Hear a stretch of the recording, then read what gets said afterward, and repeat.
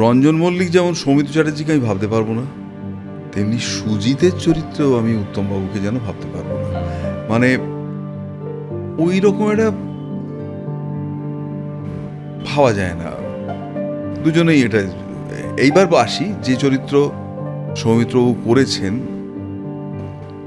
সেটায় উত্তমবাবুর এমন অসংখ্য চরিত্র যা অন্য কাউকে ভাবা যায় না, তেমনি সৌমিত্রবাবুর অভিনীত চরিত্র যেটা উনি করলে কি করতেন, কিন্তু আমি ভাবতে পারছি না সে তাদের কাছে উত্তম কুমারের সাহায্য পৌঁছত, ঠিক হেমন্তবাবুর মতোই। তা সেই জায়গা থেকে উত্তম কুমার ওরকম একজন বন্ধুকে নিয়ে গেছেন, তোর এরকম হয়েছে, চল চল চল, সুনীল সেনকে দেখাতে নিয়ে গেছেন ওই ব্যস্ততার মাঝখানে। সুনীল সেন তাকে দেখেছেন, দেখে বলছে উত্তম তোমাকে একটা এ করে দিই, এসিজি বা কি করে দিই, করে বলছে এই তুমি ভর্তি হয়ে যাও, এই গন্ডগোল আছে, ভর্তি হয়ে যাও। যার একটা সিভিয়ার হার্ট অ্যাটাক ওই 66-67 সালে হয়েছিল নায়কের পরে, চিড়িয়াখানার আগে, মাঝামাঝি জীবন চলে যাচ্ছিল, এবং ওকে বলা হয়েছিল আর পরমায়ু 10 বছর। তখন হার্টের রোগের চিকিৎসার এত বাড়বৃদ্ধি হয়নি, মানে ওষুধের, সরি আমার কথায় ভুল হলো, চিকিৎসার বাড়বৃদ্ধি হয়নি, 10 ইয়ার্স পরমায়ু। সেইটা জানার পরেও, এবং ডাক্তার বলছে তুমি চেক করো, ভর্তি হয়ে যাও। আচ্ছা বেশ, উনি বললেন না, দায়বদ্ধ শিল্পী, জীবন যায় যাক, পর পর পর পর আমার ডেট আছে, মারাত্মক ক্ষতি হয়ে যাবে প্রডিউসারদের, এই আমি পারি না। আর তাছাড়া অনেক শিল্পী রয়েছে, তাদের রুটি রুজি রয়েছে, আমি বন্ধ করে দিলে তারা এতদিন হয়তো প্রডিউসার ব্যাক আউট করবে, এটা হবে না। আমি 1 আগস্ট, আমি সব বলছি, তুমি বলেছো 1 আগস্ট আমি ভর্তি হব, বলে চলে গেল। ঠিক আছে, এবার যখন মহানায়ক উত্তম কুমার 24শে জুলাই, ঠিক আজকের দিনেই বাঙালির হৃদয়কে কাঁদিয়ে তিনি চিরতরে চলে গেছিলেন। সালটা 1980, প্রায় 46 বছর কেটে গেছে, অর্ধ শতাব্দী হতে চলে। তবু আজও সবার হৃদয়ে তার অভিনয় জীবন্ত। শুধু সেই প্রজন্মের কাছেই নয়, আজকের প্রজন্মের কাছেও উত্তম কুমারের আকর্ষণ দুর্নিবার। কিন্তু কিভাবে? এই সমস্ত প্রশ্নের উত্তর নিয়ে আজকে আমরা আলোচনা করব অভিনেতা সুরজিৎ বন্দ্যোপাধ্যায়ের সঙ্গে। তিনি তার সময়ের অন্যতম বিশিষ্ট উত্তম অনুরাগী, সমালোচক এবং ব্যাখ্যাকর্তা। তাহলে আসুন শুনিনি তার মুখেই উত্তম রহস্য। এই প্রসঙ্গে যেহেতু উত্তম সৌমিত্র জুটির কথা হলো, এতক্ষণ তুমি বললে বুঝিয়ে, একজন অভিনেতা হিসেবে সৌমিত্র চট্টোপাধ্যায় অভিনয় করেছেন এরকম কোন কোন চরিত্রে তুমি উত্তম কুমারকে ভাবতে পারো না? হ্যাঁ, ইন্টারেস্টিং কোয়েশ্চেন। আমি আমার কথাই বলবো। তার আগে ছোট্ট করে বলে নিই যে ওই কথাগুলো, ওই তুলনামূলক অভিনয়ের মধ্যে আর একটা অভিনয় যেটাতেও দুজনে 100-100, সেটা হচ্ছে অপরিচিত। অপরিচিততে সুজিত মানসিক ভারসাম্যহীন অভিনয় চরিত্রে অভিনয় করেছেন, মানে উনি নায়ক সৌমিত্র চট্টোপাধ্যায়, আর পার্শ্ব চরিত্র রঞ্জন মল্লিক, সেই চ্যালেঞ্জ নিয়েছিলেন উত্তম কুমার। সৌমিত্রদার কাছে উত্তম কুমারের প্রিয় অভিনয়গুলোর একটা হচ্ছে রঞ্জন মল্লিক। বলেছিল যে ওই কাল কি করে ওই ক্লাসটাকে ধরিয়ে দিল, ওই ছোট ছোট অভিনয়ের মধ্যে ভাবা যায় না। আমি বলি সত্যি, রঞ্জন মল্লিক যেমন সৌমিত্র চ্যাটার্জিকে আমি ভাবতে পারবো না, তেমনি সুজিতের চরিত্রেও আমি উত্তমবাবুকে যেন ভাবতে পারবো না। মানে ওই রকম একটা ভাবা যায় না, দুজনেই এটা। এইবার আসি, যে চরিত্র সৌমিত্রবাবু করেছেন সেটায় উত্তমবাবুর এমন অসংখ্য চরিত্র যা অন্য কাউকে ভাবা যায় না, তেমনি সৌমিত্রবাবুর অভিনীত চরিত্র যেটা উনি করলে কি করতেন, কিন্তু আমি ভাবতে পারছি না। তার মধ্যে কনির খিদ্দা, ভারতবর্ষে কেউ ওই চরিত্রে পারবে কিনা আমার সন্দেহ আছে। এমনকি একটু আমায় সাহায্য করো, শাহরুখ খান কোচ হয়েছিল ওই এটা বিখ্যাত চাক দে ইন্ডিয়া। চাক দে ইন্ডিয়া, হ্যাঁ। চাক দে ইন্ডিয়াতেও শাহরুখ অনেক আগে থেকে তার চোখের জল ব্যবহার করে ফেলেছিল। এবার আমাদের অভিনয়ে বলো, ছবির সাজানোয় বলো বা মঞ্চে বলো, এমন কিছু জিনিস রেখে দিতে হয় যেটা লাস্ট স্ট্রোক। আগে 3-4 বার খেলে ফেললে সেটার আর মর্যাদা থাকে না। যেমন কমলেশ্বরের অসাধারণ ছবি মেঘে ঢাকা তারা, সেখানে ঋত্বিক ঘটককে নিয়ে তার ছবি। আমায় যখন অপু শাশ্বত চট্টোপাধ্যায়, তখন আমরা একটা মেগা সিরিয়াল অভিনয় করছি রমণীর গুণে, তখনই ওই শুটিংটা চলছে। তাতে যখন আমায় বলল শাশ্বত যে লাস্ট সিনটা ওই হল থেকে বেরিয়ে যায় হাওদা মাঠ, একটা ঝড় উঠছে, আর সেখানে একা ঋত্বিক শূন্য প্রান্তরে হেঁটে যাচ্ছে, আর পর্দায় পড়ছে তুমি গেছো, স্পর্ধা গেছে, বিনয় এসেছে। আমি বললাম লাজবাব, অসামান্য।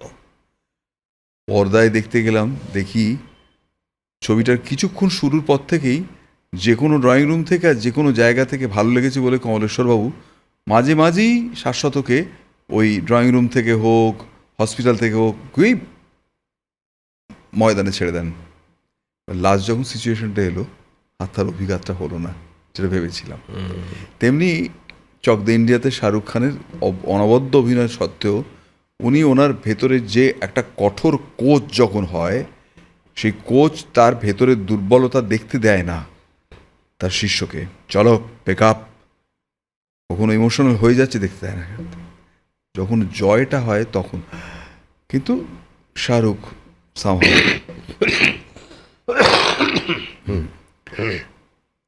খনিতে সৌমিত্রদা যে খিদ্দা করেছেন এখানে সাঁতারের কোচ, সে একেবারে শেষকালে যখন কোনি জিতে আসে, কোথায় ছিলে খিদ্দা, কোথায় ছিলে, সে ঢুকে পড়ে সেই লোকটা দাড়ি নিয়ে অবাঞ্ছিত একটা চেহারায়, ওই খসা কাঁচ থেকে বলে, ছিলাম তো আমি জলের তলায়, দেখতে পাসনি আমি ছিলাম। এই চোখটা আস্তে আস্তে টলটল করতে করতে ডান চোখ দিয়ে জলটা পড়ে। এবং ওই কোচের চরিত্রে আমি ভেবে দেখেছি অমিতাভ বচ্চন থেকে নাসিরুদ্দিন শাহ থেকে, আমি সৌমিত্র চ্যাটার্জি ছাড়া কোনিতে খিদ্দার কাউকে ভাবতে পারিনি। উত্তম কুমার নয়। আমি দেখা গৌতম ঘোষের ছবি, একজন অন্ধ স্নায়ু জটিল চরিত্রের রূপ দিয়েছিলেন সৌমিত্রদা। আমি ওই চরিত্রটাও যেন সৌমিত্রদাকে ছাড়া ঠিক ভাবতে পারছি না। তার কারণ হচ্ছে এসব ক্ষেত্রে একটা বিষয় হয় যেটা হচ্ছে শুধু বড় অভিনেতা হলে হবে না, মারাত্মক অভিনেতা হলে হবে না, একটা যাপনের প্রয়োজন আছে। যাপন অর্থাৎ শাশ্বত অসাধারণ অভিনেতা ঋত্বিক, সে অনবদ্য অভিনয় করেছে কিন্তু অভিনয় করেছে। আর সুজন নীল মুখার্জি মেঘে ঢাকা ঘটকে ঋত্বিক করেছে, সেও অনবদ্য করেছে, অভিনয় করেনি। জ্যান্ত ঋত্বিককে সামনে এনে দাঁড় করিয়েছে। তার একটাই কারণ, নীল যে জায়গা থেকে জন্মেছে, গণনাট্য ইপটা কি সেই যুগের আমাদের প্রফুল্ল কুমার যোশী, বিটি রান্দিভে এবং লুসুন থেকে শুরু করে এরা কেউই অপরিচিত নয়। ছোট থেকেই অ আ ক খ এবিসিডির মতন অরুণবাবুর তাক থেকে ও এইগুলো পড়তে পড়তে জানতে জানতে, হ্যাঁ, লেফট পলিটিক্যাল পার্টির সঙ্গে গ্রুপ থিয়েটারের একটা ভালো মন্দের একটা আত্মীকরণ ছিল, যার ফলে ওই পলিটিক্সের পাল্টা বিস্তারটা চোখের সামনে দেখতে পাচ্ছে। ফলে ওর কাছে ওইটা ওর যাপনের ফলে ওটা সুপারসিড করে গেছে। আর শাশ্বত চট্টোপাধ্যায়, ক্ষমা চেয়ে নিয়ে বলছি, শুভেন্দুদা গণনাট্যে ছিলেন, কিন্তু শাশ্বত তখন তো জন্মায়নি। শাশ্বত যখন জন্মে বড় হচ্ছে, শুভেন্দু তখন কমার্শিয়াল ছবির হিরো, উত্তম সৌমিত্র শুভেন্দু, এবং অসম্ভব জনপ্রিয় হিরো। এবং উত্তম কুমারের পর কারোর হাসি তুলনা করছেন যদি মিষ্টি হয়, সে শুভেন্দু চ্যাটার্জি। এবং এমন অনেক চরিত্রে অভিনয় করেছেন যেগুলো মানে খুবই মনে দাগ কেটে যায়, সাংঘাতিক। Suvendu Chatterjee is a age, একটা এরা, যার জন্য শাশ্বতকে বহুদিন শুভেন্দুর ছেলে শুনতে হয়েছে। নিজেকে প্রমাণ দিয়েছে, তারপরে সে শাশ্বত চ্যাটার্জি হয়েছে। কিন্তু ওই যাপনটা সামাও আমার মনে হয় হয়নি। মানে হ্যাঁ, সবই বলছে, কিন্তু যাপন। কৌশিক সেন যখন সেই সুমৌলি বলে একটা নাটকে কবির সুমনকে নেয়, তার কোনো কাজ নেই, সে শুধু খবরের কাগজ থেকে বিস্মিত হয়ে পৃথিবীর ভয়ঙ্কর সব ধ্বংসাত্মক ঘটনার কথা ওই হেডলাইনগুলো পড়ে।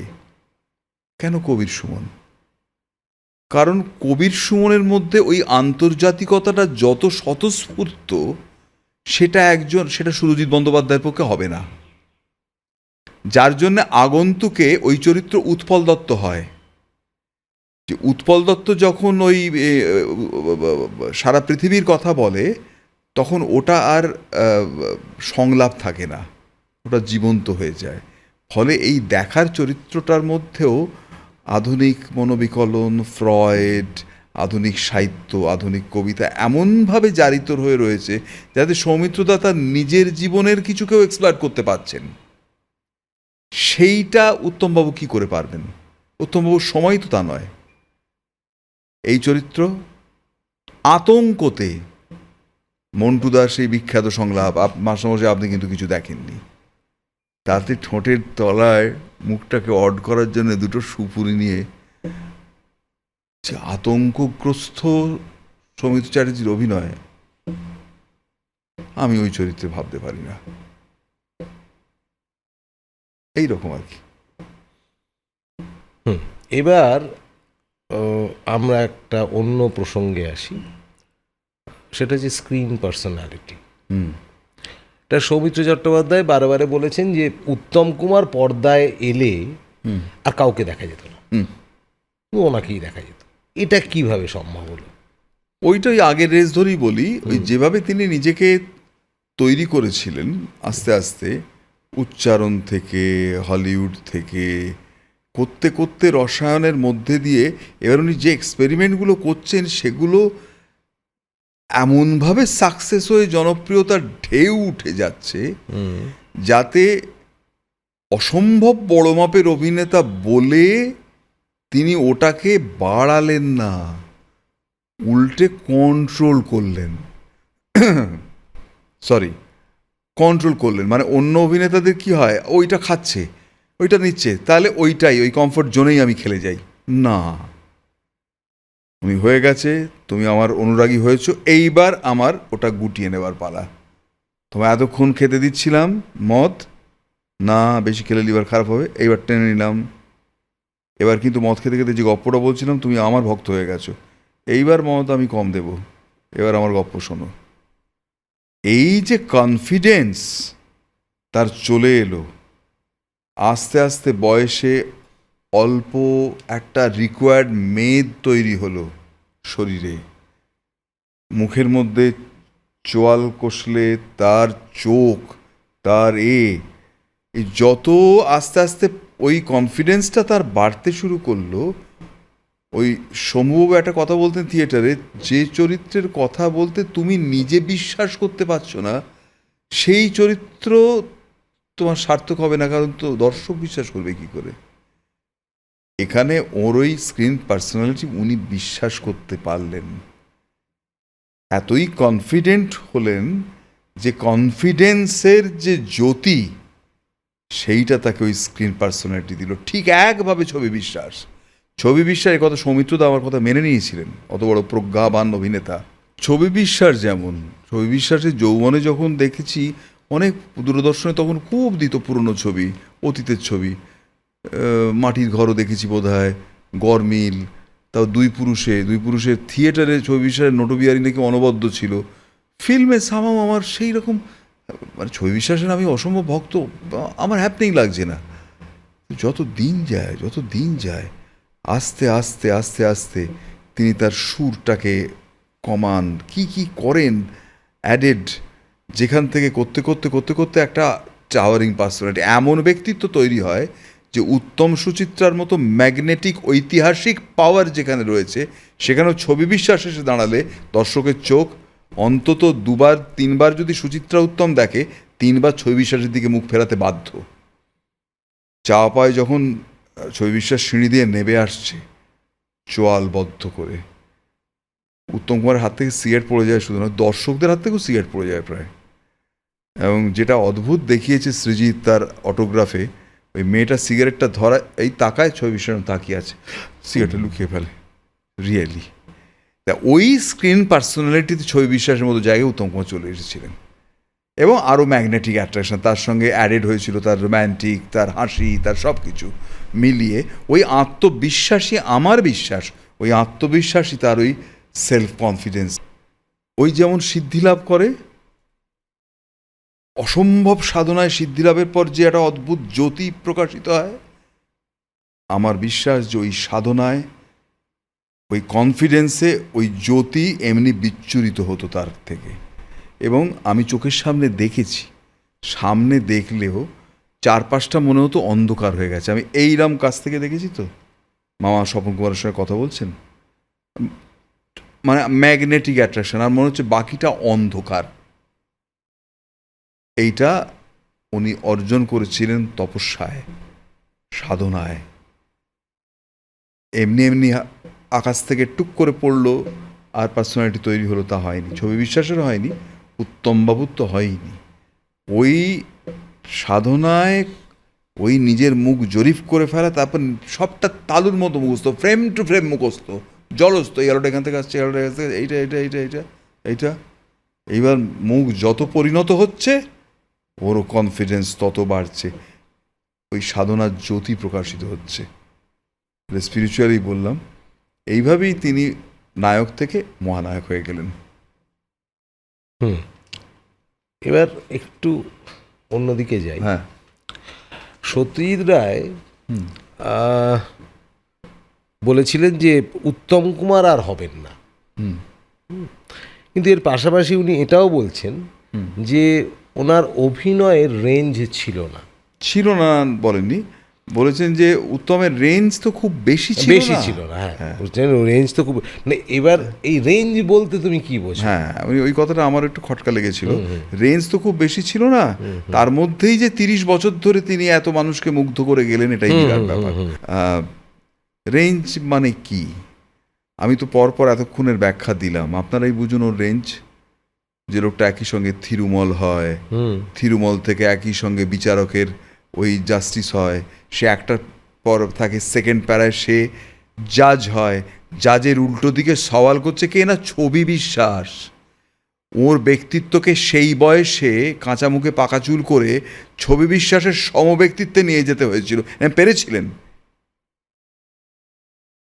এবার তারপর তার আগে ভূতনাথ,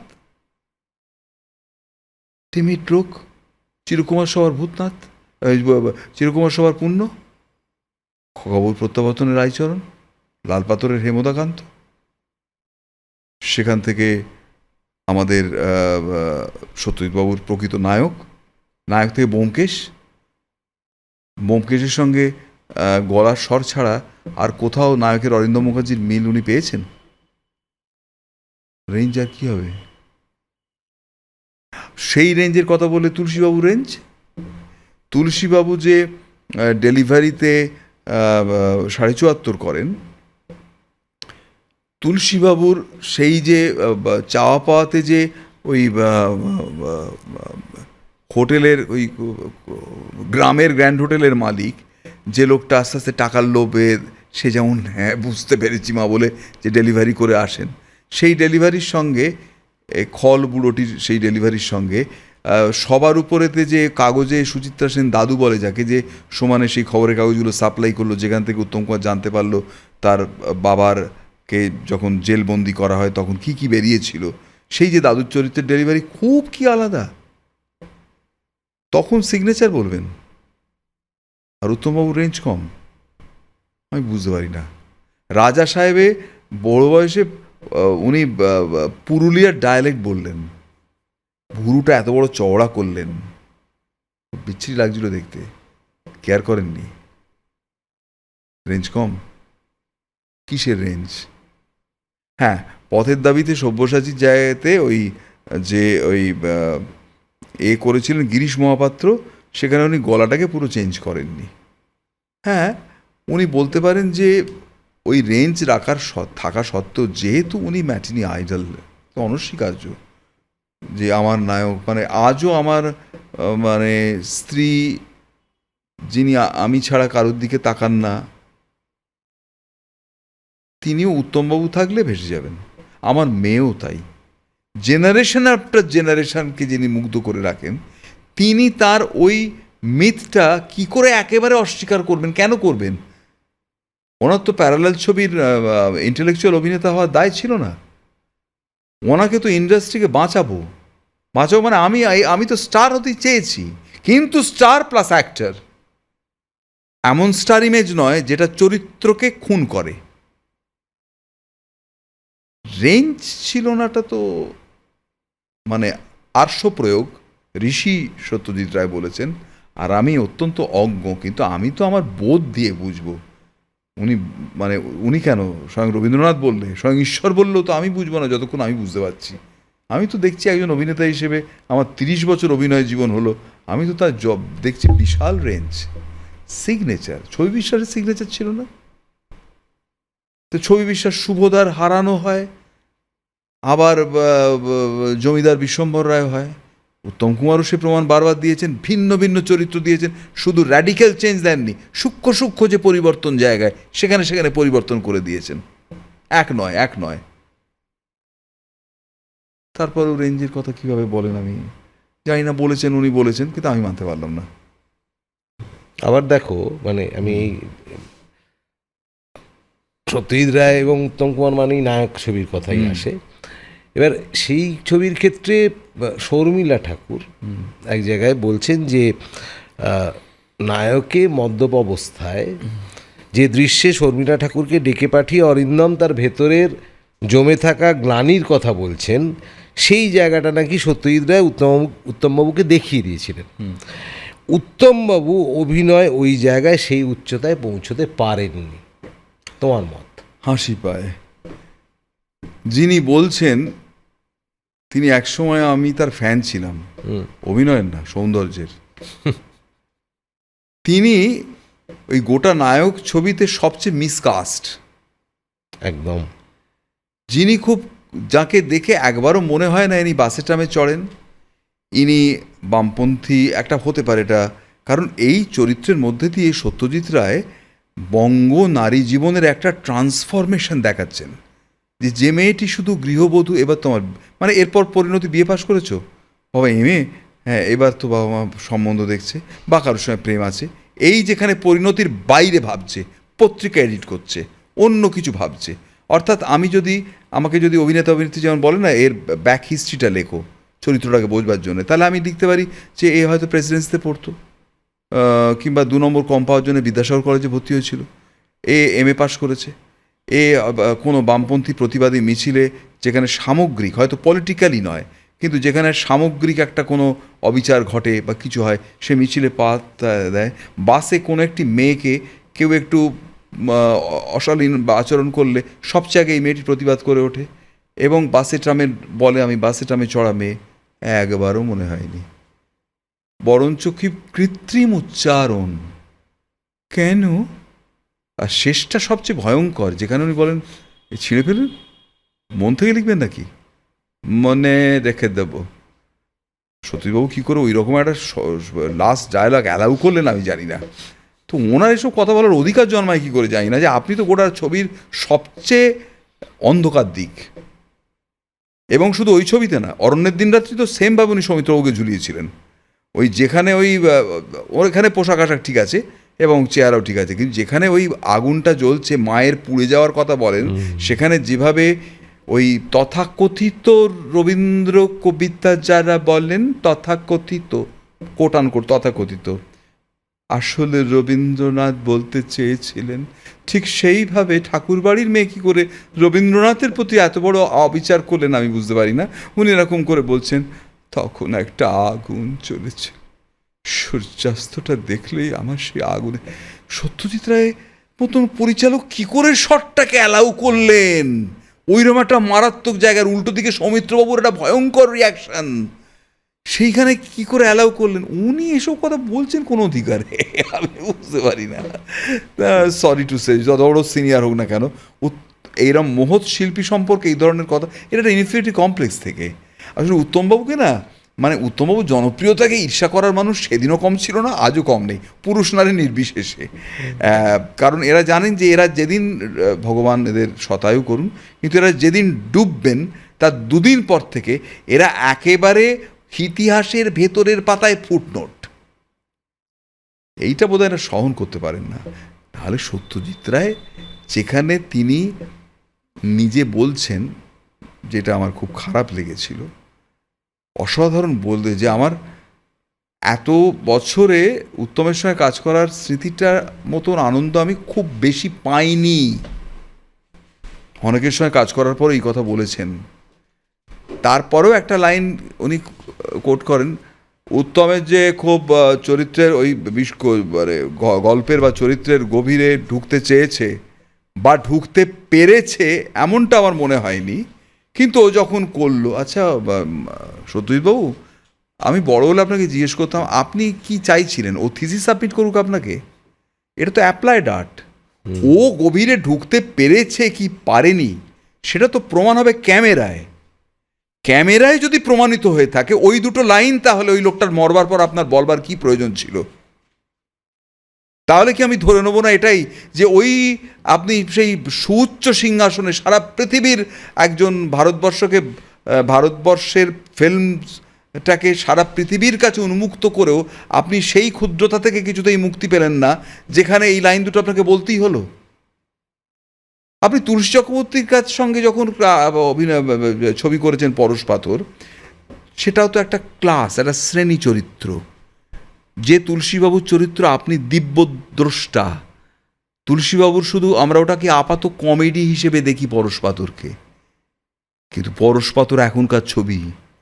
ওই বুড়ো, ওই বৃদ্ধ পরেশবাবু ওই সোনাটা ছুঁয়েই শুধু প্রয়োজনীয় সম্পদ, যেটুকু না হলে নয়, যেটুকু করলে আমার ক্যারানিগিরিটা করতে হবে না, বসের মুখ ঝুঁক খেতে হবে না, আর বাজার থেকে মাসে একবার মাংস আনতে পারবো, এইটুকুতেই থামেনি। সে একটা বড় বাড়ি কেনার মতো সোনা তৈরি করে ফেললেন। সে সমাজে আবার দানছত্র খুলে বসলেন। তারপর নিজে ও বললেন 50 বড্ড, কালীগঞ্জি বলছে বড্ড দান ধ্যান করছেন, বড় টাকা বড্ড যাচ্ছে, একটু বেশি হয়ে যাচ্ছে না? হ্যাঁ, এই যে বিবেকানন্দ শিশু সংসদ ধরুন, এখানে আপনারা 50 টাকা ধরেছেন, ওরা 30 করে দাও, 30, আচ্ছা 20, আর দিও কিঞ্চিত না করো বঞ্চিত। আসলে পরের বার তো এই তো আমাকে এমপি করবে, এমএলএ করবে। তাহলে ওই যে ক্লাসটা কেরানি, সে সোনা পেয়ে আস্তে আস্তে তার লোভটা বাড়তে শুরু করলো। এক ঝলকের জন্য সত্যজিৎবাবু দেখান, ট্যাক্সিতে যখন যাচ্ছেন ওই নিশ্চিন্ত আরামে, যে হ্যাঁ শ্যাকরার কাছ থেকে জানতে পেরে যে হ্যাঁ এটা খাঁটি সোনা, জানতে পেরে যখন যাচ্ছেন, হঠাৎ হাওড়ার ব্রিজটা থেকে তার একবার চোখটা চমকে যায়, ফ্র্যাকশন অফ এ সেকেন্ড। অর্থাৎ লোভটা এমন জায়গায় পৌঁছে গেছে যে এই লোহাটা ছোঁয়ালেও তো এতটা সোনা তৈরি হয়ে যায়। আজকে সারা রাজ্যে চতুর্দিকে পুকুর থেকে আরম্ভ করে সর্বত্র সোনা সোনা বেরোচ্ছে, শোনা হচ্ছে। আমার তুই পরশ পাথরে পরেশবাবুর কথাই মনে হচ্ছে, এতটা দিব্যদ্রষ্টা। তা তুলসীবাবুর সঙ্গে যখন আপনি শুটিং করেছিলেন, তখন উনি কি গল্পের ভেতরে ঢুকতে পেরেছিলেন বলে আপনার মনে হয়েছে? অর্থাৎ উনি কি এই ক্লাস স্ট্রাগল সম্পর্কে মার্কসের কোনো উক্তি আপনাকে দিতে পেরেছিলেন? এঙ্গেলসের কোনো উক্তি দিতে পেরেছিলেন ক্লাস স্ট্রাগল সম্পর্কে?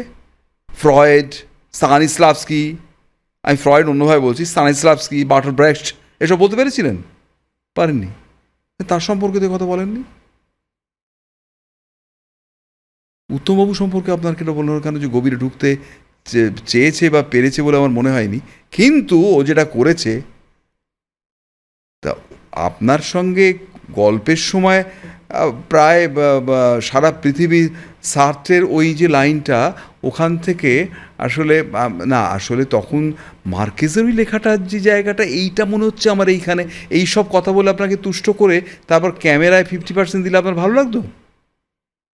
তা অ্যাপ্লাইড আর্ট আপনার দরকার ছিল করে দেখানোর। ও বুঝেছে কি বোঝেনি, গভীরে ঢুকেছে কি ঢোকেনি, তার প্রমাণ তো হাতে কলমে হবে। এটা তো বৈজ্ঞানিক সত্য। বিজ্ঞান কি বলে, চেয়ারে তুমি কতটা ধাক্কা দিলে সেটা বড় কথা নয়, চেয়ার কতটা সরল সেটা বড় কথা।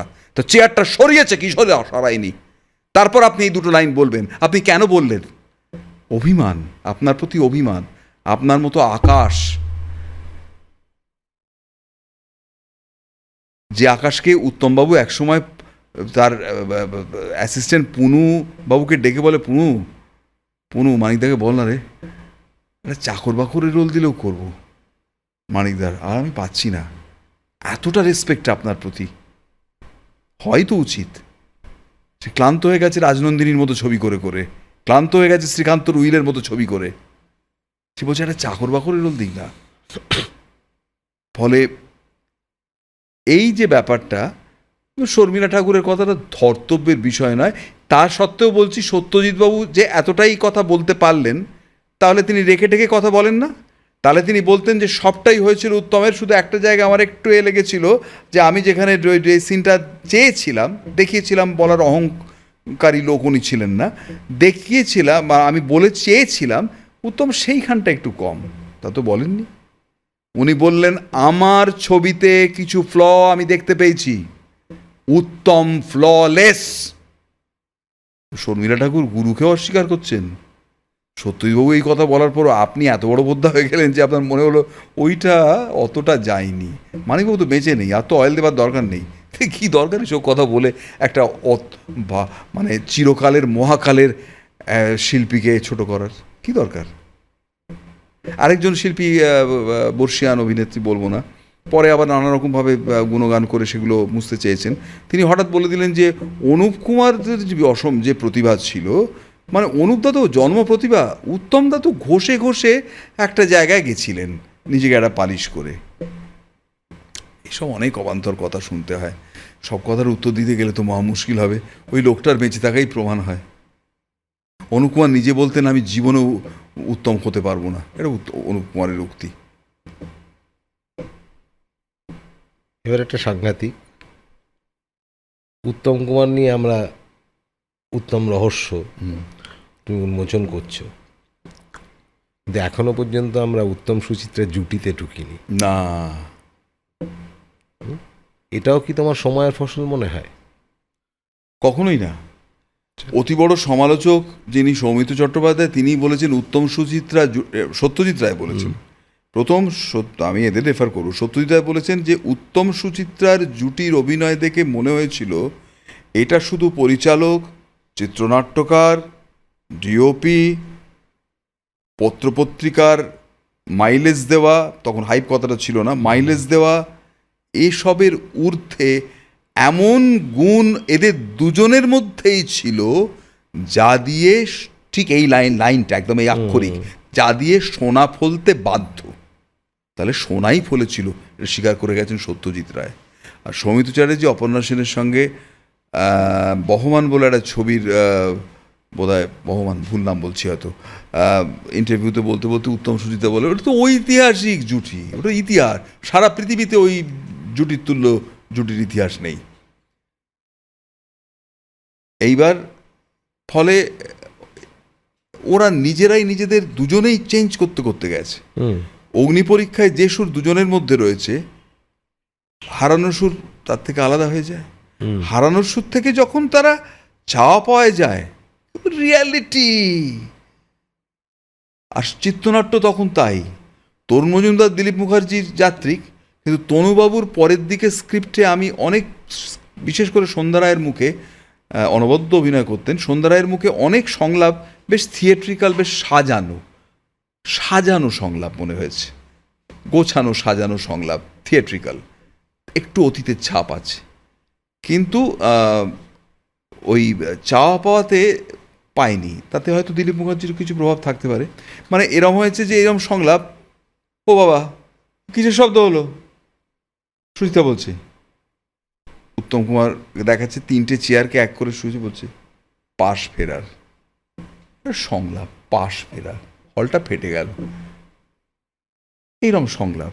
এবং সুচিত্রা তখন বলছে হ্যাঁ, তারপরে যখন ওই অমুক হলো, এবারে কি করে হবে, মানে রিয়ালিটিটা কোন লেভেলে দুজনে নিয়ে গেছে সেটা ভাবা যায় না।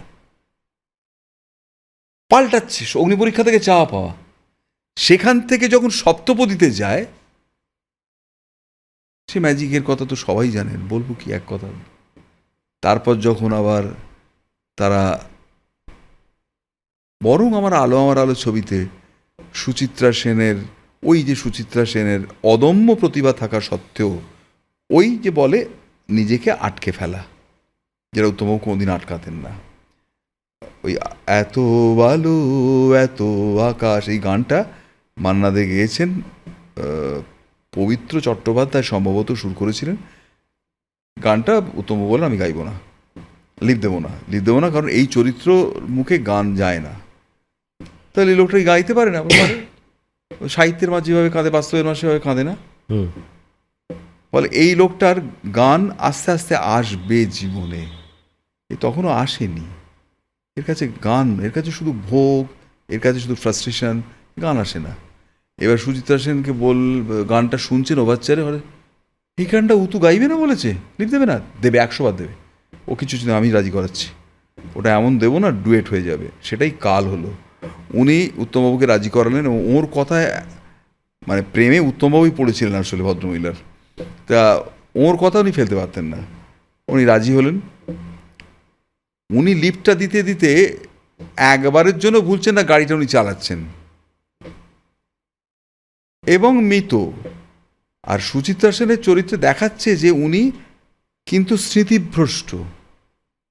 সাদমা শ্রীদেবীকে দেখলে বোঝা যায় স্মৃতিভ্রষ্ট মধ্যে একটা শৈশব চলে আসে, কারণ এই এক্ষুনি আমি বললাম আরণ সুরে অদ্ভুত আরে শৈশব উত্তম কুমার নিয়ে এসেছিলেন, কারণ একদিক থেকে সে হেল্পলেস, শিশু সহায় চায়, ধরতে চায়, হামাগুড়ি দিতে হাতটা ধরে সে এগোতে চায়।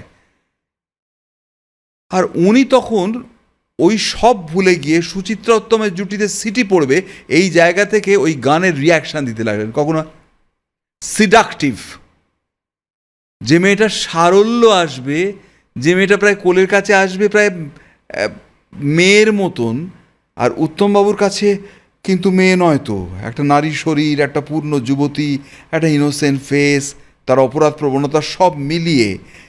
আর সেখানে উনি একদম সেই জিপটা বার করে ওর অনন্য সুন্দর ঠোঁট দিয়ে নানা রকম কায়দা করলেন, তাতে চরিত্র 12টাটা ওখানেই বেজে গেল। এইটা হচ্ছে উত্তম সুচিত্রার তফাৎ।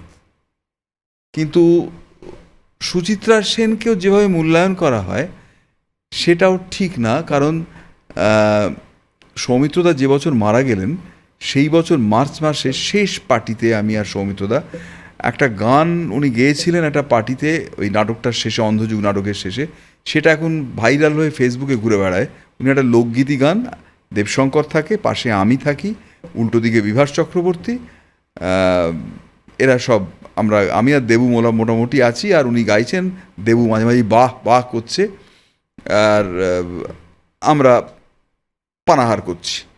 তো সেইটা ভাইরাল হয়ে যায়।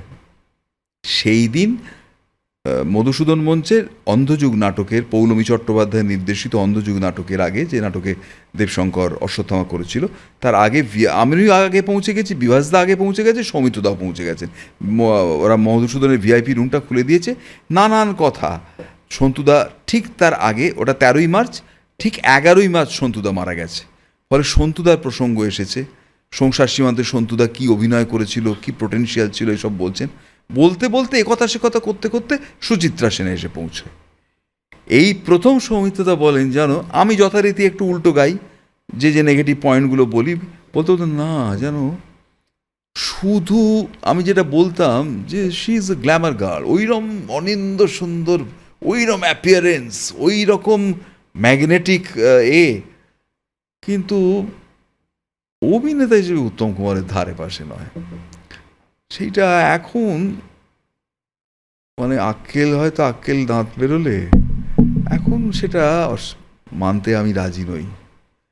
শুধু গ্ল্যামার থাকলে উত্তর ফাল্গুনি হয় না, দ্বীপ জেলে যাই হয় না, সাত পাকে বাঁধা হয় না।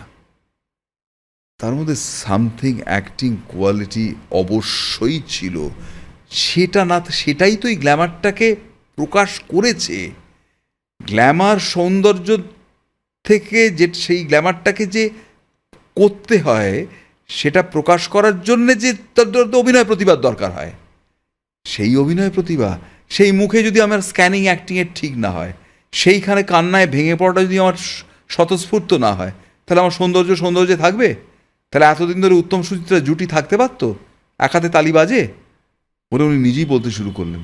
হ্যাঁ, উত্তমদা প্রতিভাকে ব্যবহার করেছেন, নিজেকে বদলেছেন, বারংবার বদলেছেন, কিন্তু উনি কোথাও ওই ম্যাটিনি আইডল হয়েই থাকতে চেয়েছিলেন। এটা আমারও কথা। আর একটা কথা বলতে হয়, ওই যে নায়কে অদিতির চরিত্রে আমার কেমন মনে হয় যে ওটা একেবারে অ্যাপ্রোপ্রিয়েট ছিল অপর্ণা সেন। কারণ যে জায়গা থেকে অপর্ণা সেন বাংলা ছবিতে একটা নতুন অধ্যায় নিয়ে এলেন, যার জন্যে অত অসামান্য সব অভিনেত্রী থাকার পরেও অপর্ণা সেন তার একটা আলাদা জায়গা তৈরি করে নিতে পারলেন। সেটা হচ্ছে ওই সময়ের ভাষা। যেভাবে সৌমিত্রদা এসেছিলেন নতুন ভাষা, নতুন শব্দ, নতুন যুবকের প্রতিনিধি হয়ে, অপর্ণা সেনও এসেছেন ওইভাবে। তো তখন তো ৬৬ সালে নায়ক হয়েছে। আমার যতদূর স্মৃতিতে যে তখনও অপরিচিত কলঙ্কিত নায়ক হয়নি। তাহলে বড়জোর ওই সমাপ্তির পরে বাক্সবদল আর হংসমিথুন, এই তো দুটো ছবি। তা তখন তো প্রায় সেইভাবে অপর্ণা সেন এক্সপোজডও নন। তো উনি তো সেরকমই একটা মেয়ে চাইবেন। এবং সেই সময় অপর্ণা সেন হয় প্রেসিডেন্সি পড়ছেন, নয় পড়া শেষ করেছেন। এবং অপর্ণা সেনের মধ্যে এমন একটা লুক, যে লুকের মধ্যে সহজে বিশ্বাসযোগ্য, তিনি সেইভাবেই যাতায়াত করতেন। তার ইন্টেলেকচুয়াল ব্যাকগ্রাউন্ড যেমন ছিল তেমনি তিনি বাসে ট্রামেই প্রেসিডেন্সি কলেজ যাতায়াত করতেন। এবং ওই একটা বামপন্থী মানসিকতা, অর্থাৎ নতুন যে নারীকে ইন্ট্রোডিউস করছেন নারী সমাজকে সত্যজিৎ রায়, তার প্রতিনিধি হতে পারতেন অপর্ণা সেন। এবং তার লুকের মধ্যে একই সঙ্গে ম্যাগনেটিক অ্যাট্রাকশনও যেমন আছে, আবার তাকে বাবা কি সুন্দরী, কনভেনশনাল বিউটিও নয়। সেইরকম একটা মেয়ে যদি বলতো যে আমরা বাস স্ট্যামে চলি, এটা অপর্ণা সেন কেন এটা করেননি আমি জানি না। এটা ছবিটার প্রতি অবিচার, অপর্ণা সেনের প্রতি অবিচার। এইবার তোমার পরের প্রশ্ন বলো। শেষ প্রশ্ন, মুখ্যম প্রশ্ন, উত্তম কুমারের মৃত্যু। মৃত্যু তো নয়, সে কি? আত্মহত্যা। আচ্ছা, উত্তম কুমার তো আত্মহত্যা করেছেন। এটা কলকাতা দূরদর্শনে যখন, কলকাতা দূরদর্শন তো অসম্ভব যত্নবান, যে অনেক বড় বড় জিনিস, সাংঘাতিক জিনিস, যা অ্যাসেট ওদের কাছে ছিল, সেগুলো বোধহয় আর কিছু নেই। কারণ যতবার যেখানেই জিজ্ঞেস করা হয়েছে, না না সেগুলো কোথায় চলে গেছে। এখন উত্তম কুমার মারা যাওয়ার পর ওর শবদেহযাত্রা আর একটা অসাধারণ কভারেজ হয়েছিল। সেই কভারেজে তখন বাইট বলে শব্দটা জানা ছিল না, রিয়াকশন নেওয়া হয়েছে, প্রতিক্রিয়া। সেখানে বিকাশ রায়, সন্তোষ দত্ত থেকে শুরু করে বহু পরিচালক, অভিনেতা, অভিনেত্রী সবাই তার প্রতিক্রিয়া জানিয়েছিলেন। প্রায় জানাবার মতো অবস্থায় ছিলেন না কেউ। কিন্তু সৌমিত্র চট্টোপাধ্যায়ও কিরকম একটা উন্মন হয়ে একটাই কথা বলেছিলেন, ইটস কমিটেড সুইসাইড। আচ্ছা, আত্মহত্যা। এবার কেন আত্মহত্যা? আত্মহত্যা সবসময় অনিক দত্তর মতন আমি এই ছাদ থেকে পড়লাম তবে আত্মহত্যা হলো, কিংবা সুশান্ত সিং রাজপুতের মতন না। আত্মহত্যা তো এরকম, যেটা আমি জানছি যে এইটা করলে আমার ইমিডিয়েট ভয়াবহ ক্ষতি, আমি সেইটা করে যাওয়াটাও তো আত্মহত্যা। তা উত্তম কুমার জুলাই মাসের প্রথম দিকে ওর এক বন্ধুকে নিয়ে ডক্টর সুনীল সেনের কাছে নিয়ে গেছেন। উনি অসম্ভব পরোপকারী, সেসব কথা বলার সুযোগ হলো না। ওর মতন মানুষ, হৃদয়বত্তা, ওর যে এত খরচা ছিল, যার জন্য ওকে যে কোনো খারাপ ছবিও শেষের দিকে নিতে হতো, এবং বম্বেতে গিয়ে দেশপ্রেমীতে একটা রেসপেক্টেবল এক্সট্রা চরিত্র পাঠ করতে হয়েছে। সেটা তো শুধু দুটো পরিবারের টাকা পয়সা করা নয়, আরও অনেক পরিবার তাদের মুখ চেয়ে বসেছিলেন উত্তম কুমারের, যাদের মাসে মাসে তাদের কাছে উত্তম কুমারের সাহায্য পৌঁছতো, ঠিক হেমন্তবাবুর মতোই। তা সেই জায়গা থেকে উত্তম কুমার ওরকম একজন বন্ধুকে নিয়ে গেছেন, তোর এরকম হয়েছে, চল চল চল, সুনীল সেনকে দেখাতে নিয়ে গেছেন ওই ব্যস্ততার মাঝখানে। সুনীল সেন তাকে দেখেছেন, দেখে বলছে উত্তম তোমাকে একটা করে দিই, ইসিজি বা কি করে দিই, করে বলছে এই তুমি ভর্তি হয়ে যাও, এই গণ্ডগোল আছে, ভর্তি হয়ে যাও। যার একটা সিভিয়ার হার্ট অ্যাটাক ওই 66-67 সালে হয়েছিল, নায়কের পরে, চিড়িয়াখানার আগে, মাঝামাঝি জীবন চলে যাচ্ছিল, এবং ওকে বলা হয়েছিল আর পরমায়ু 10 বছর। তখন হার্টের রোগের চিকিৎসার এত বাড়বৃদ্ধি হয়নি, মানে ওষুধের, সরি আমার কথায় ভুল হলো, চিকিৎসার বাড়বৃদ্ধি হয়নি, 10 years পরমায়ু। সেইটা জানার পরেও, এবং ডাক্তার বলছে তুমি চেক করো, ভর্তি হয়ে যাও। আচ্ছা বেশ, উনি বললেন না, দায়বদ্ধ শিল্পী, জীবন যায় যাক, পর পর পর পর আমার ডেট আছে, মারাত্মক ক্ষতি হয়ে যাবে প্রডিউসারদের, আমি পারি না। আর তাছাড়া অনেক শিল্পী রয়েছে, তাদের রুটি রুজি রয়েছে, আমি বন্ধ করে দিলে তারা এতদিন হয়তো প্রডিউসার ব্যাক আউট করবে, এটা হবে না। আমি 1 আগস্ট, আমি সব বলছি, তুমি বলেছো 1 আগস্ট আমি ভর্তি হবো, বলে চলে গেলেন। ঠিক আছে, এবার যখন অবধূ সুন্দরী শুটিং করতে করতে সেই জায়গাটাকে স্টিল করা হয়েছিল, হাউসফুল হতো ওইটার জন্য, ওটা দেখা উত্তম কুমারের মৃত্যুর প্রথম যন্ত্রণা বাঙালি দেখতে চাইছে, ফলে ওই যে বুকে ব্যথা শুরু হলো, ব্যথাটা হতেই সলিল দত্ত অত্যন্ত বন্ধু, সে সঙ্গে সঙ্গে বললো উত্তম প্যাক আপ। কেন কেন ও একটু একটু সামান্য, না সামান্য নয়, এটা তোমার ক্ষেত্রে সামান্য নয় উত্তম, প্যাক আপ করো, আজ নয়, এই শোনো ঠিক আছে। তারপরে যখন না কিছুতেই না শর্ট দেবো, তাহলে আর অতটা ওঠার দরকার নেই, এই ছোটো করো ফ্রেম ছোটো করো, এই 4টে সিঁড়ি উঠবে, বলে না না না আমি প্রাণই পাবো না ওতে। জেদ করে বললাম আমি তাহলে ছবি ছেড়ে দেবো, এইরকম একটা হুমকি দিয়ে সেই ওপর থেকে নিচে করে শর্ট দিলেন। ঠিক আছে, তাও বলছি, এরপর নার্সিংহোমে যাও,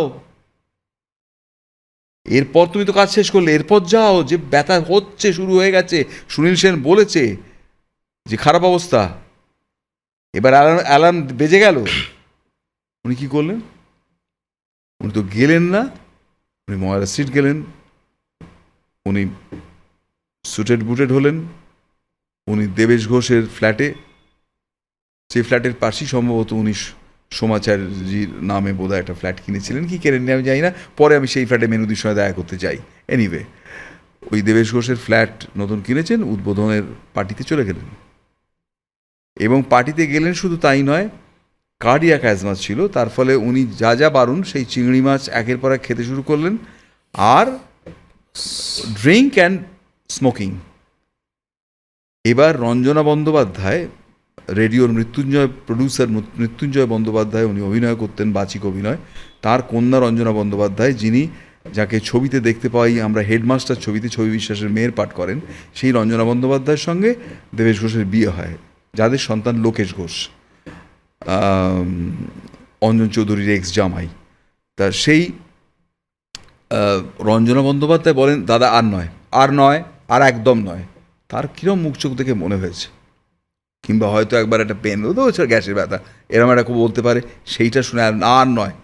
উত্তমবাবু রীতিমতো অপমানিত বোধ করে, বাড়িতে ডেকে এনে আমাকে অপমান করছো, এইরকমভাবে তোমরা অতিথি সৎকার করো, তুমি আমাকে এইভাবে অপমান করলে, সে ইমোশনাল হয়ে এই না না ও তা বলেনি, তখন স্বাভাবিক না না বউ দাদা আমি সে কথা বলিনি বলে আরও 4-5 পেগ খেয়ে, এইবার সিভিয়ার ব্যথা, উল্টো দিকেই বেলভিউ ওই ফ্ল্যাটের, তখন বেলভিউতে ভর্তি হলেন। তো একে তুমি কমিটেড সুইসাইড ছাড়া কি বলবে? এবার যদি বলো কেন, কারণ ছাড়া তো কার্য হয় না।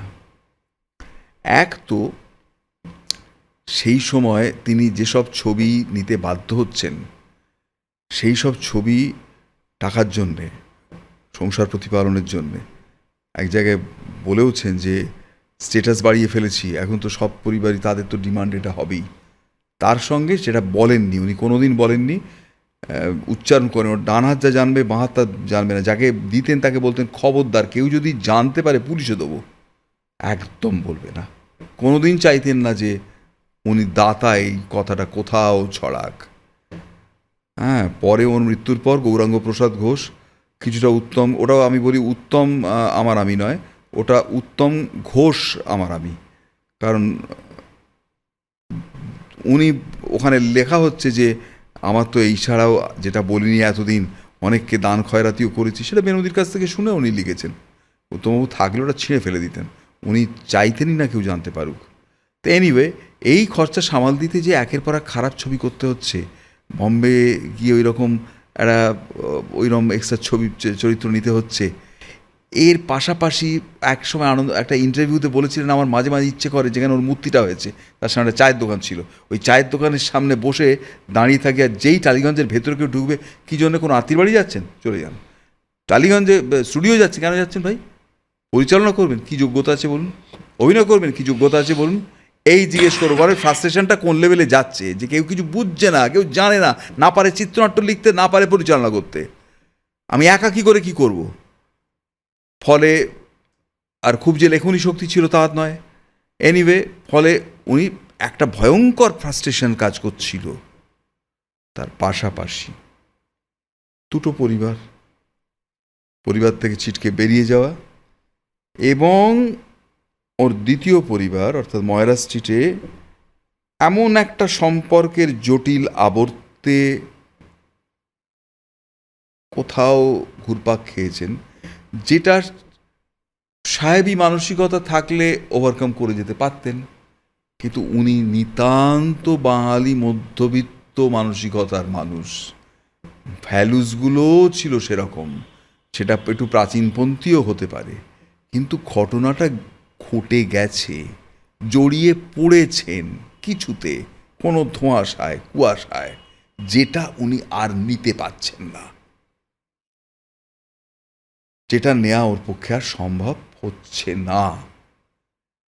তাই কোথাও একটা মানুষের যেমন খুব মন খারাপ হলে, ফ্রাস্ট্রেশন হলে আমরা 6টার বেশি 12টা ধূমপান করে ফেলি, জানি গলাটা খারাপ হয় বলে, যা হ্যাঁ হবে দাদা, এই জাতটা ওর কাছে ভয়ঙ্কর গ্রাস করেছিল।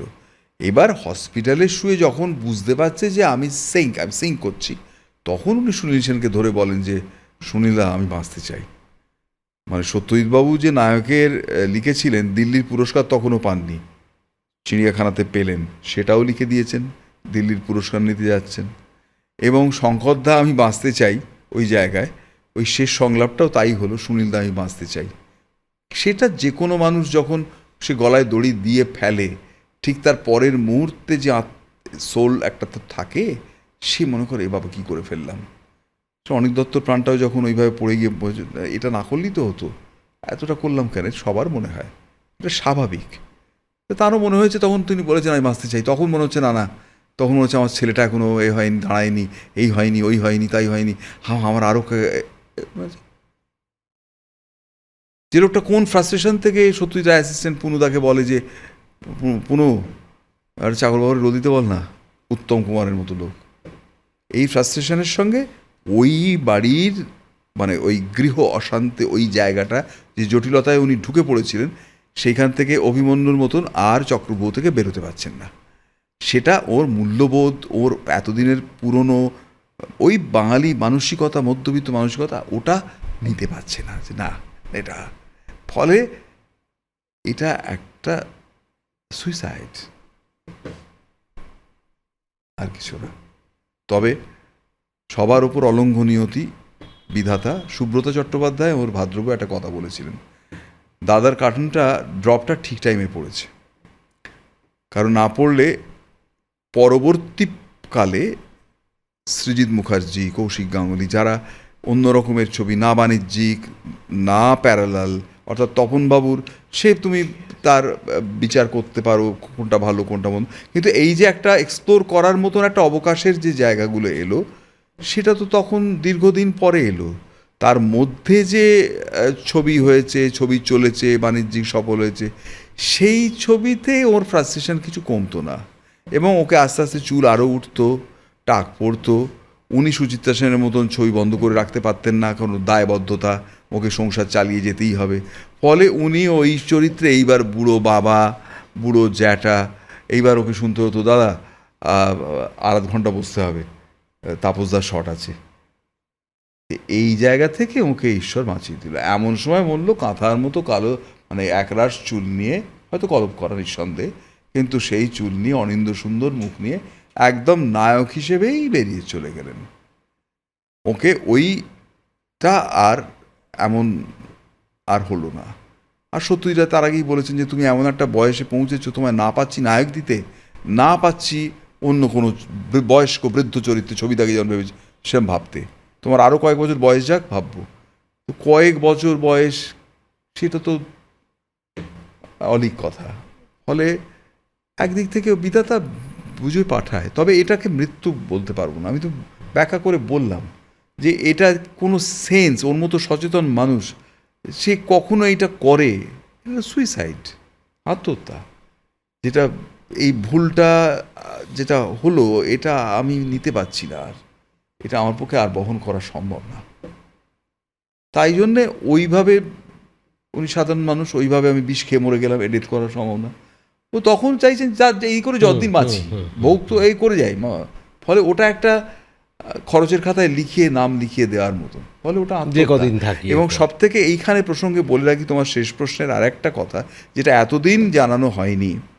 বলা হয় লেফট গভর্নমেন্ট রবীন্দ্র সদনের ব্যবস্থা করেনি, সেটা সর্বৈব মিথ্যা। এবং লেফট থেকেও কোনো কথা বলা হয় না, বলা যায় না, কারণ কোথাও কথাটা গোপন ছিল। তখন তথ্য সংস্কৃতি সচিব ছিলেন, সচিব বা ওইরকম কোনো একটা বড় পোস্টেই ছিলেন আমাদের অভিনেতা আবৃত্তিকার রজত বন্দ্যোপাধ্যায়। রজত গঙ্গোপাধ্যায় নয়, বহুরূপীর নয়, পিএলটি রজত বন্দ্যোপাধ্যায়। রজত নামে বারণ করেছিলেন, কিন্তু আমি আর চেপে রাখতে পারলাম না। রজত বন্দ্যোপাধ্যায় তখন, এবং পিএলটিতে তখন একের পর এক চরিত্রে অভিনয় করছেন উনি। ওকে অনুপ কুমার ফোন করেন রাত 2:30 নাগাদ, যখন মানে একটু ধাতস্থ হয়, মেনে নেয় যে উত্তম সত্যি চলে গেছে, এটা বিশ্বাস করতেই তো একটা সময় যায়। এরপরে জানায় যে রজত, একটা রবীন্দ্র সদনে উত্তম চলে গেছে। রজত দা আঁতকে ওঠে, বলে রবীন্দ্র সদনে একটা, হ্যাঁ আমি একটু, তুই বুদ্ধর সঙ্গে কথা বল। বুদ্ধ ওকে ফোন করে ওই রাতে। বুদ্ধ ফোন ধরে, হ্যাঁ কী ব্যাপার, ফোন ধরেছেন, বলছে যে উত্তম কুমার মারা গেছে। সে কি করে এটা একটা বেরোয়। তারপরে বলে, হ্যাঁ অনুপদা ফোন করেছিলেন। অনুপদা অবশ্যই বাম ওরিয়েন্টেড একজন মানুষ, চিরকাল কমিউনিস্ট পার্টির হয়ে ভোটেও দাঁড়িয়েছিলেন এবং চিরকাল বামপন্থী।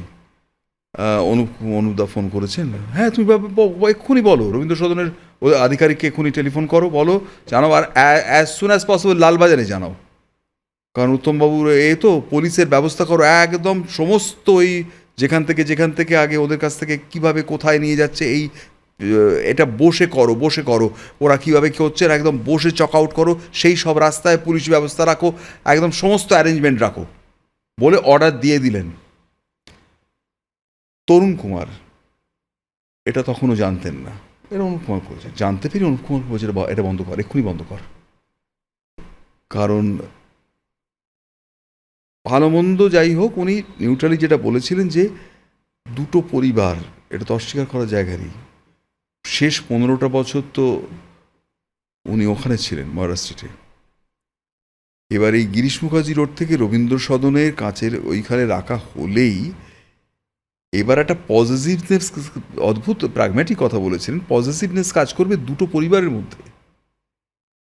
এবার এই শব্দেও নিয়ে ওখানে না, যদি হয়তো হবে না, এটাও বলেছেন হয়তো হবে না, কিন্তু যদি হয়, বাই চান্স হয়, তাহলে দাদার এই গোটা সম্মানটা যেটা ঢাকা আছে, যেটা আছে, সব কথা তো বলার নয়, প্রকাশ্যে মাইক বাজিয়ে জানানোর নয়। এটা যদি ওপেন হয়ে যায়, আজ দাদা আত্মা শান্তি পাবে, কি ঘটনা করতে পারে।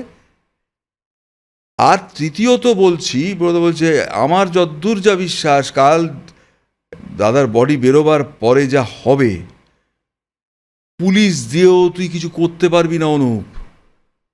একটা মেস হবে। রবি ঠাকুরের বেলায় যা শুনেছিলাম দাদার মুখে, ওই দাড়ি ছিঁড়ে দাদার গেছিল। চুল ছিঁড়বে, ছিঁড়ে যে উত্তম কুমারের চুল রেখে দেবো, এটা উত্তম কুমারের চুল, একটা মেস হয়ে যাবে। এই দুটো খুব প্রাগম্যাটিক কারণ তরুণ কুমার বলেছেন এটা হতে দিস না, বলে কেলেঙ্কারি হবে, একটা প্যান্ডেমোনিয়াম হয়ে যাবে।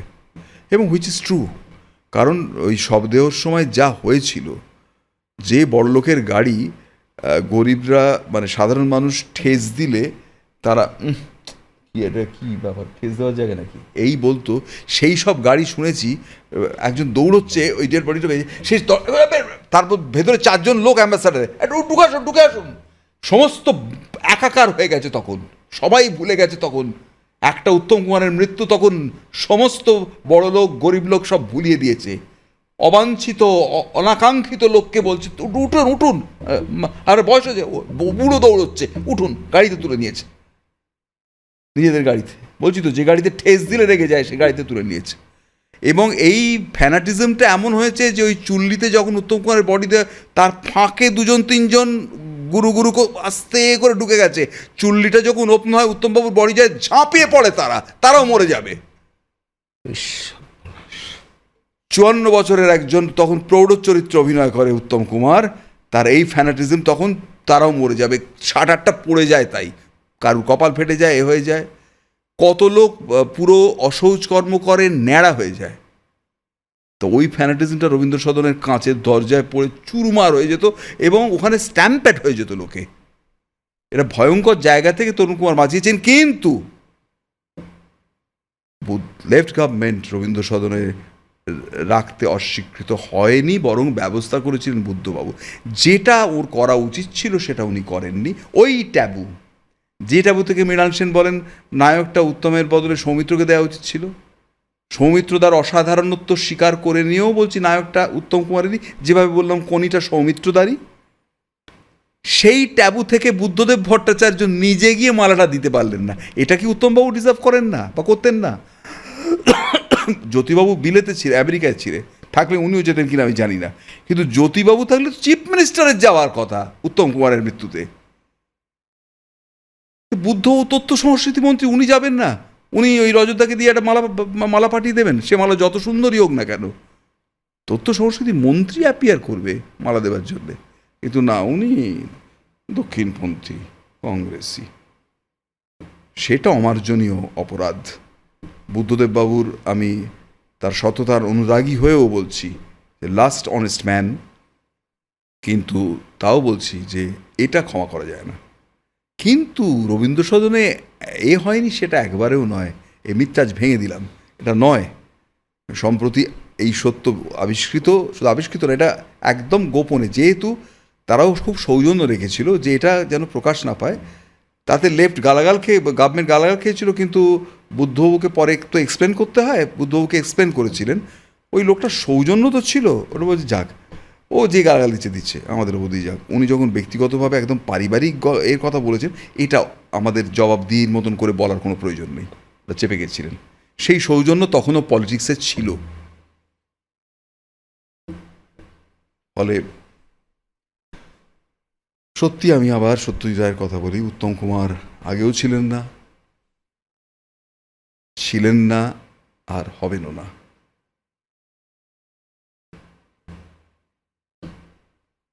থ্যাংক ইউ দাদা।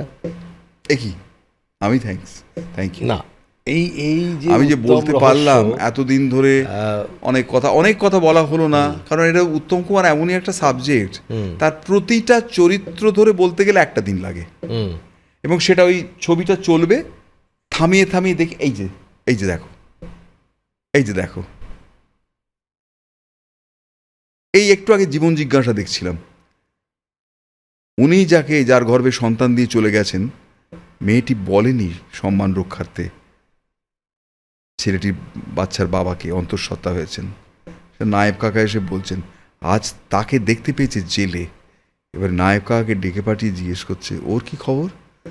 এবার যখন বলছে কিছুতেই বলতে রাজি হলো না বাবাকে, ওই হঠাৎ ওই অস্বস্তিটা, অথচ কোনো দেখানে পড়া নয়, আর পাশে আরেকজন ভদ্রলোক আছে, যেও ওই নায়েব কাকার পাশে একজন সহকারী, তার ডিগনিটি অত নয়, কিন্তু শুধু তার দিকে একবার টাক করে একটা লুক দেওয়া, একটা দরকার ছিল না, কিন্তু সেও আছে, সেও কি ছোট্ট একটা লুক। এই ডিটেল বলতে গেলে ছবি ধরে ধরে সে তো 1 বছর লেগে যাবে।